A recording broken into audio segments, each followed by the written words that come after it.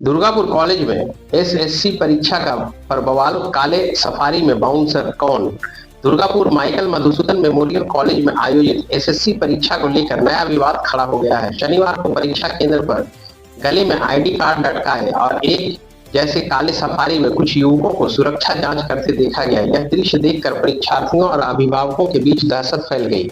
जानकारी के अनुसार ये युवक खुद को बाउंसर बता रहे थे, लेकिन बड़ा सवाल यह है कि स्कूल सर्विस कमीशन के नियमों के मुताबिक केवल जिला प्रशासन के अधीन पुलिस, होमगार्ड या लाइसेंस प्राप्त निजी सुरक्षा एजेंसियों के प्रशिक्षित गार्डों को ही यह जिम्मेदारी दी जा सकती है। साथ ही यूनिफॉर्म और वैध आईडी कार्ड होना अनिवार्य है। भाजपा विधायक लक्ष्मण चंद्र गुरोई ने सोशल मीडिया पर पोस्ट करते हुए पूछा, काले कपड़ों में ये लोग परीक्षा केंद्र के अंदर कैसे पहुंचे, किसके आदेश पर पहुंचे। परीक्षार्थी भयभीत है, जिम्मेदार अधिकारी जवाब दे। उन्होंने यह भी कहा कि परीक्षा जैसी संवेदनशील प्रक्रिया में इस तरह की गड़बड़ी गंभीर है।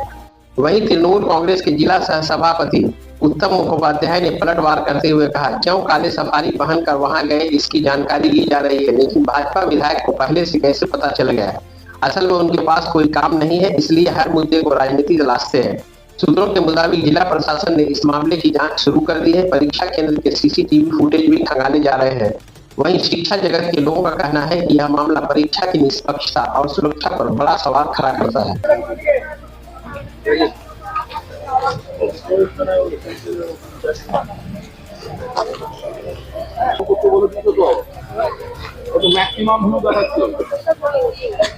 সবাইকে বন্ধ করতে বলো।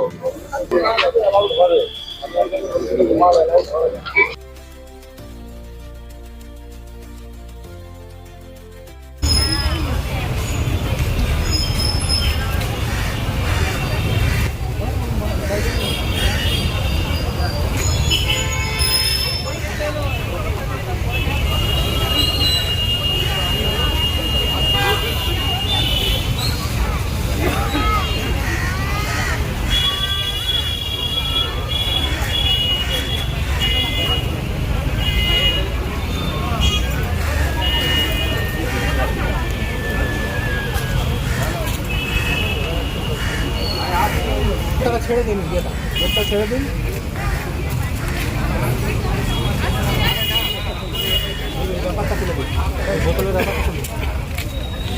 সবারই আছি, দীর্ঘ 9 বছর পর হচ্ছে, খুব কড়াকড়ি হচ্ছে, কোশ্চেন পেপার এলো খুব কড়াকড়িভাবে, সব চেক হচ্ছে ঠিক মতো। ওর যদি রিক্রুটমেন্টটা ঠিক করে হয় তাহলে খুবই আশাবাদী, ঠিকই আছে। মুখ্যমন্ত্রীর কাছে এটাই অনুরোধ করবো যেন ঠিক মতো হয়। আবার যদি কেউ কেস করে দেয় তাহলে আবার ধুলে পড়বে।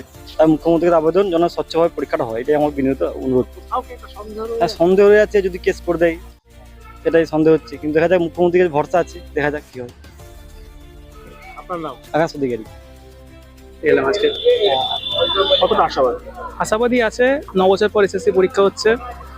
কোশ্চেন পেপার যেমন এলো খুব কড়াকড়ি ভাবে, সেমনি রিক্রুটমেন্টটা যদি কড়াকড়ি করে হয়, ট্রু আর ফেথফুলি হয়, মানে তাহলে আমরাও রিক্রুটমেন্টটা পেতে পারি। এটাই আশা, যে রিক্রুটমেন্টটা স্বচ্ছ হয়, এটাই আশা করি মুখ্যমন্ত্রীর কাছে।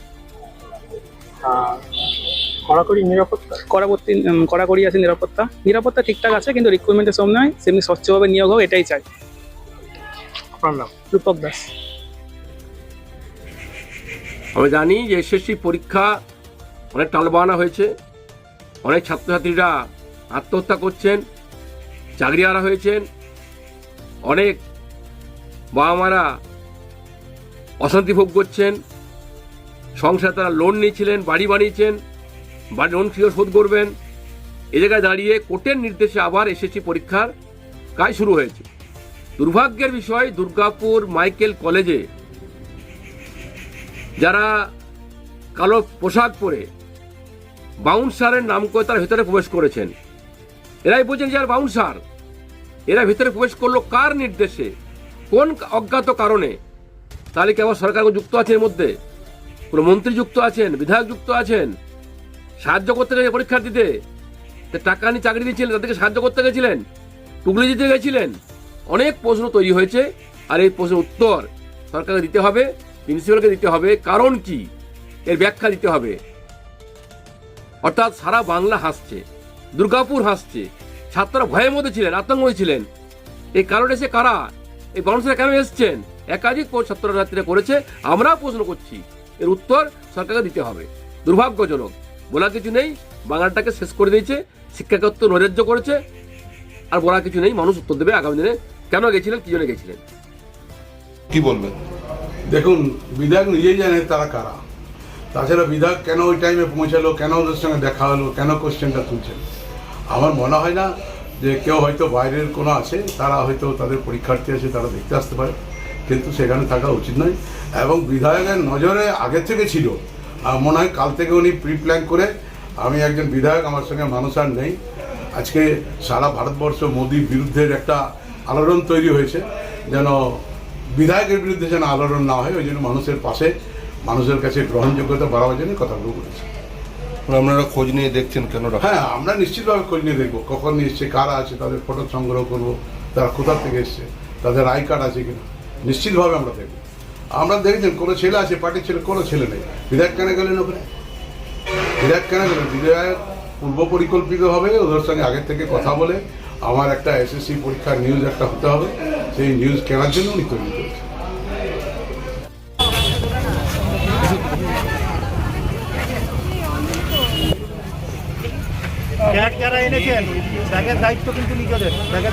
কাদের মাধ্যমে রিক্রুট হয়েছেন? আকাশ স্যার, হ্যাঁ, আকাশ স্যার পাঠিয়েছেন। কোন আকাশ স্যার? আমাদের বর্ধমান থাকে, আচ্ছা, ওটা প্রযোজক পাঠিয়েছেন। আপনার কি ওখান মাধ্যমে রিক্রুটমেন্ট হয়েছে? কি করছেন আজকে, কাজ কি আপনার? আমাদের কাজ আছে পুরো মেটেরিয়াল দিয়ে চেক হবে পুরো। এই জায়গাটা ছেড়ে দিন না। মানে আপনারা বাউন্সারই তো? হ্যাঁ, বাউন্সার আমরা। আপনারা বাউন্সার তো? আচ্ছা, আমাদের পুরো বডিটা পুরো চেক হবে, বোতল যে গ্লাস কিছু থাকলে আমরা সাইড করে দেবো। এটা কতজন আছেন আপনারা? আমরা 10 জন আছি মোটামুটি। কোন কলেজে আছেন এখন আপনারা? সবাই বাউন্সার তো? সবাই বাউন্সার। কোন কলেজে আছেন এখন? আমরা এখন মাইকেল কলেজে আছি। Michael college. কি নাম আপনার? নাম কি? ভেতরে করবেন না।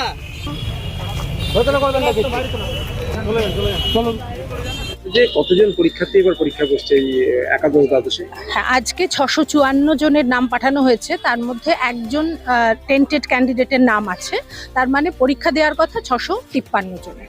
কিন্তু 654 নম্বরের লিস্টেও আছে। হ্যাঁ, এই লিস্টে একজনের আমি দেখাচ্ছি নাম রয়েছে এবং টিক মারা হয়েছে। আমরা একজনকে দায়িত্ব দিয়েছি, প্রত্যেক রুমে গিয়ে সে চেক করবে যে এই ক্যান্ডিডেট পরীক্ষা দিচ্ছে কিনা, অর্থাৎ সিট নাম্বার আছে, কিন্তু এর ক্যান্ডিডেটের টেন্টেড ক্যান্ডিডেটের সিট নাম্বার আমরা অ্যালট করিনি।